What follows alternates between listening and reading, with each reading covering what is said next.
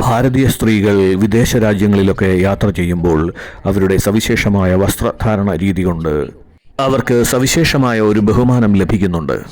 പക്ഷേ ഈ അടുത്ത കാലത്തായി മര്യാദയും മാന്യതയുമൊക്കെ കുറഞ്ഞു വരുന്നതായും കാണുന്നുണ്ട്.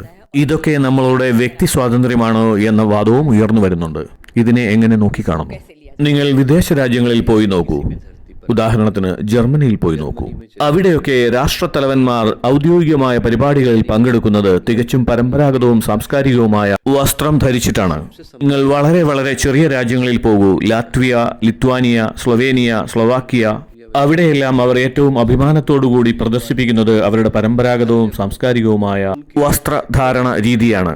ഇതുകൊണ്ട് നാം ഉദ്ദേശിക്കുന്നത് നമുക്ക് ലഭിച്ചിരിക്കുന്ന സ്വാതന്ത്ര്യത്തെ ഉദ്ഘോഷിക്കുകയാണ്, അല്ലാതെ സ്വാതന്ത്ര്യത്തെ ദുരുപയോഗം ചെയ്യാനല്ല. നമ്മൾ പരിപൂർണ സ്വതന്ത്രരാണ് എന്നതിന് പൂർണ്ണമായ തെളിവാണ് നമ്മൾ നമ്മളുടെ പരമ്പരാഗതവും സാംസ്കാരികവുമായ വസ്ത്രങ്ങൾ അഭിമാനത്തോടെ അണിയുന്നത്. അതല്ലാതെ നമ്മളുടെ പരമ്പരാഗതവും സാംസ്കാരികവുമായ വസ്ത്രങ്ങൾ ധരിക്കുന്നതിന് മറ്റാരുടെയെങ്കിലും അനുവാദം വാങ്ങണമെങ്കിൽ അതിൽ പരം ഒരു നാണക്കേടുണ്ടോ?